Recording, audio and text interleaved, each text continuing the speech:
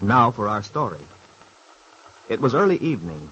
Aunt Mary's niece, Peggy Douglas, had spent the afternoon with a friend from her high school days, now a happily married young woman and the proud mother of a new baby girl.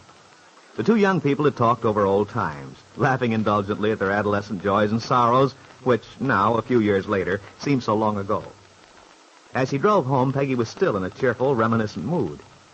But as she turned into the little drive which led to the Lane farm from the main road, a car pulled away from the house. As it passed her, Peggy recognized the car with sudden alarm. It was Dr. Lewis's. Something must be wrong. Hurriedly, she pulled up at the side of the house, burst into the living room, her face white. Lefty was sitting by the fire, alone. Lefty, what's happened? I saw Dr. Lewis. Is it Aunt Mary? No. Aunt Mary's all right. Well, then where's Randy? Well, Randy's upstairs. He's safe and sound. Now, don't get upset. There's been a little accident. An accident? Oh, Lefty, when I saw Dr. Lewis leaving, I knew... It's all right now. Some young woman was on that old bridge. You know, the one near the rapids? Oh? She was leaning against the railing and broke, and she fell into the water. Oh, Lefty, that's dreadful. Who? I don't know. Luckily, Randy and I happened to be on the spot. Randy pulled her out. Is she all right? Yeah, he got to her just in time. Thank heaven. We brought her back here. She's upstairs in your aunt's room. Well, how is she? Dr. Lewis seems pretty sure she'd be okay, at least physically.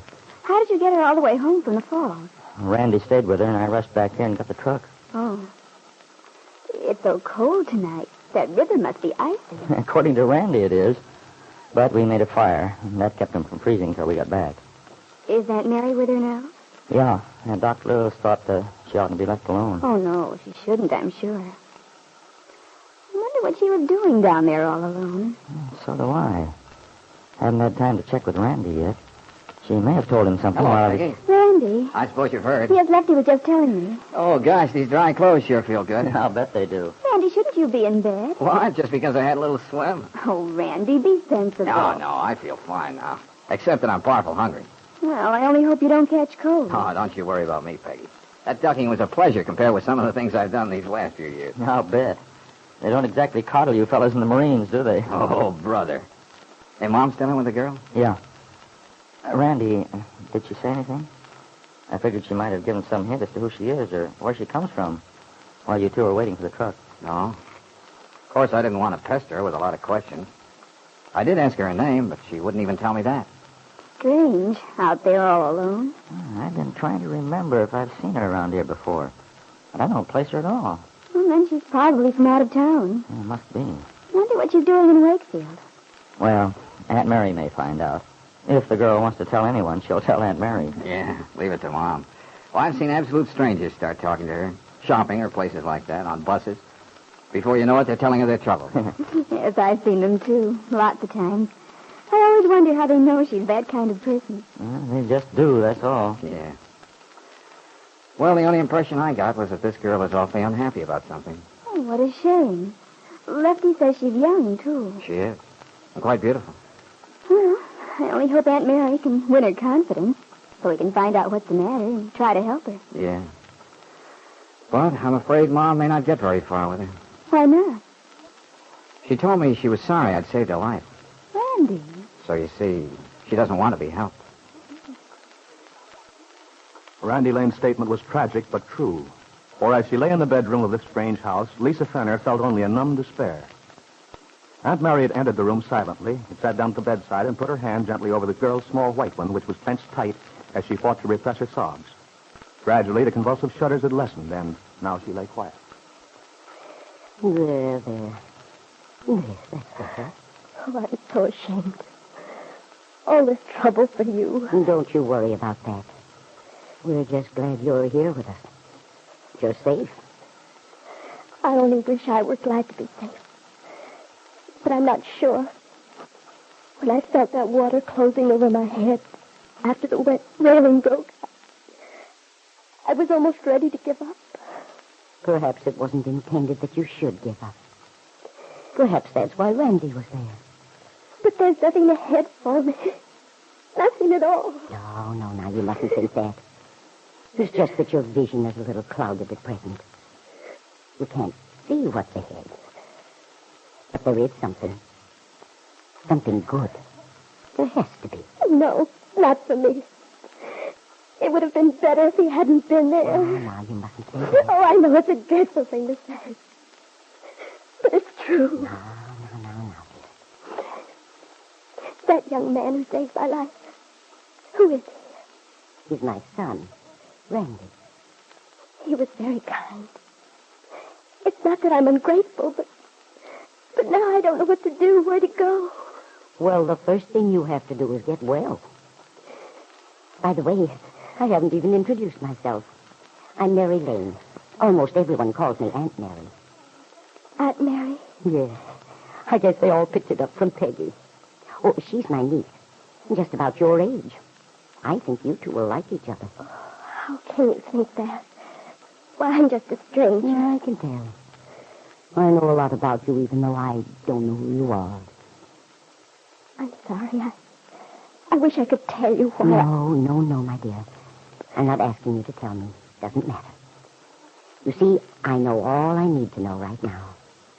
I know that you're young, sensitive, very unhappy about something. And that somehow you've just lost your courage for the time being. That's enough for me to know. Now I know what he meant. Your son. Randy? Yes. We were sitting by the fire afterwards. He told me he was bringing me home. When I told him I couldn't go to his house, that I was a stranger, he said, "You won't be a stranger to my mother." Randy knows how I feel about people because he's very much the same way himself. He was very kind. I must thank him. Well, the best thanks you could give Randy would be for us to let us help you get well. Is he all right now? It'd be dreadful. It was so cold. Now, don't you worry about Randy. He's upstairs now getting into some dry clothes. He'll be all right. He's awfully nice. Yes. I'm very proud of Randy. He's been overseas with the Marines. He's just been home a few days. Now you have your son again. Your own son. Yes. After 3 years. You must have missed him terribly. No one could know how much. No one who never had a son.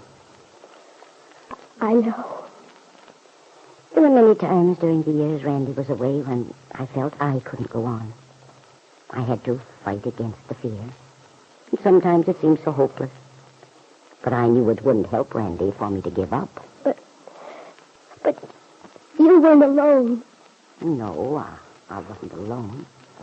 I had Peggy and Leslie. It's so different when you have no one. There's no reason for going on. That's why it didn't. Sometimes, dear, we can't see the reason. But it's always there. Everyone is needed in his own way. Perhaps you don't believe it now, but you will. I'm sure of that. I was needed. But I forfeited my rights. You just think that now, dear, because you're depressed. No, it's true.